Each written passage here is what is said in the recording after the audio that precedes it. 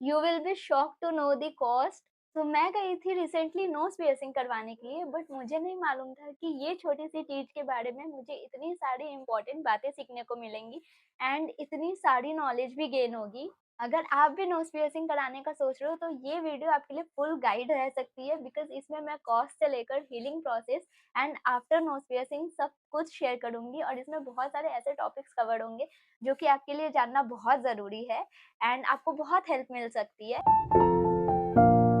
Hi guys, this is Neha and welcome back to my channel. So today I'll be sharing my real experience of nose piercing. So मैंने recently nose piercing करवाई थी and I hope आपने वो nose piercing वाली vlog देखी होंगी जो मैंने recently post की है। And अगर आपने देखी है then thank you, and अगर आपने नहीं देखी है then please go and watch that full vlog. I hope आपको बहुत अच्छी लगेगी। And yes, this is the full guide and tutorial and बहुत सारे क्वेश्चंस इसमें कवर्ड होंगे। जितने भी आपके कंफ्यूजन्स है मैं ट्राई करूंगी कि मैं सब कुछ इसमें कवर कर लूं, एंड अगर फिर भी कुछ भी रह जाता है then please do comment. Without any further ado let's get started. इसमें बहुत चीजें मैं कवर करूंगी। First is the pain level, then cost, then after care, what to avoid, what to eat, and yes ऐसे भी सारी मिस्टेक्स जो मैंने की हैं एंड आप ना करो।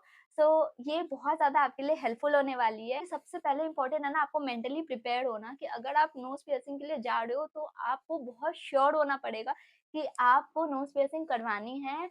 कैसा लगेगा, पेन होगा, तो 4 लोगों की बात सुनना सब कुछ बंद करो, बस अपनी सुनो। अगर आपको करानी है एंड आपको मन है then just go for it. तो सबसे पहले आपको मेंटली प्रिपेयर्ड होना बहुत ज़रूरी है किसी भी चीज़ की शुरुआत करने के लिए।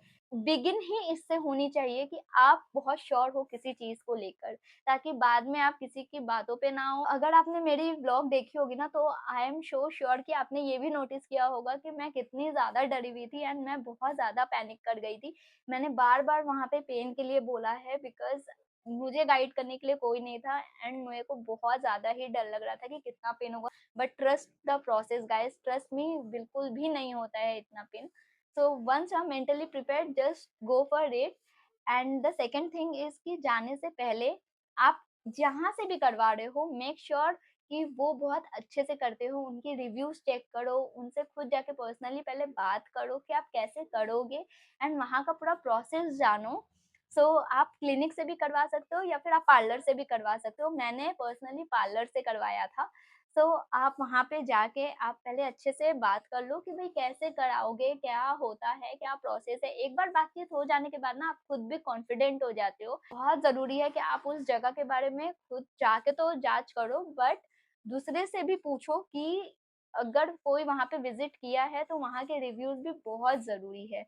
So second thing is know the place and be sure कि आप जहाँ से करवा रहे हो वो एकदम सही हो। जो तीसरी इंपॉर्टेंट चीज है वो है cost. Cost depends on the method and location. आपको पता है कि मैं कोलकाता से बिलोंग करती हूँ, यहाँ पे बहुत सारी जगह है जहाँ से नोज पियर्सिंग आराम से हो सकती है। क्लिनिक की जो कॉस्ट है वो आपको पड़ सकती है 500 से 1000 या 2000 मैक्स। ये इससे ज़्यादा नहीं होनी चाहिए। एंड ऑल्सो वो डिपेंड करते हैं कि आप कौन से क्लिनिक से करवा रहे हो। अगर आप बहुत ज़्यादा हाई-फाई क्लिनिक से करवा रहे हो तो वैसी ही कॉस्ट पड़ेगी, एंड अगर आप नॉर्मल डिसेंट से क्लिनिक से करवा रहे हो तो वो लोग सुई से करते हैं। उसमें थोड़ा-सा आपको पेशेंस रखना पड़ेगा एंड येस आपको पहले डॉक्टर से बात करनी पड़ेगी, वो क्या यूज़ करेंगे या वो उनकी मेथड क्या है नोज़ पियर्सिंग करने की। It totally depends on the hospital and the doctor you are choosing. The second thing is parlour. Personally मैंने पार्लर ही चूज किया बिकॉज मेरे एरिया में कोई भी ऐसी क्लिनिक नहीं है जो नोज पियर्सिंग करती हो। सो पार्लर मेरे लिए बहुत ज़्यादा ही सेफ ऑप्शन था एंड यस बजट फ्रेंडली भी। एंड पार्लर की भी कॉस्ट आपको डिपेंड करती है कि उनकी एम्बियंस एंड उनकी लोकेशन क्या है। पार्लर की लोकेशन मोस्ट प्रोबेबली 100 रुपए से लेकर 1000 रुपए तक भी आ जाती है। पार्लर में एक एडिशनल कॉस्ट भी ऐड हो जाता है जो कि है स्टोन की कॉस्ट। तो वहाँ पे डिफरेंट वैराइटीज ऑफ स्टोन्स मिल जाएंगी। एक तो नॉर्मल जो वो गन शॉट से करते हैं और उसकी कोई भी प्राइस एज सच एक्स्ट्रा नहीं होती है। बट यस अगर आप कोई और स्टोन ले रहे हो जैसे कि वो 6 महीना तक वैलिड रहता है कि आपको उसमें ना जंक लगता है उस स्टोन में और ना ही वो आपको सेप्टिक करता है, सो वो स्टोन की प्राइस थोड़ी-सी हायर होती है। अगर आप उस चीज़ को कंसिडर कर रहे हो तो आपकी प्राइस भी बढ़ जाएगी। जहाँ पे आप ₹200 में करवा रहे थे, वो आपकी 500 या ₹900 की पड़ेगी वो। आपको वो हफ्ता भर में चेंज करने की ज़रूरत नहीं पड़ेगी। So yes, it depends on the like method and what you are choosing. If you are choosing like normal stone, तो आपकी प्राइस उतनी नहीं पड़ेगी. So these were the two options which you can choose. And अगर मैं अपनी personal cost बताऊँ कि मुझे कितना पड़ा था, you will be shocked to know the cost. So it was for just 200 rupees and 200 रुपए में सब हो गया था।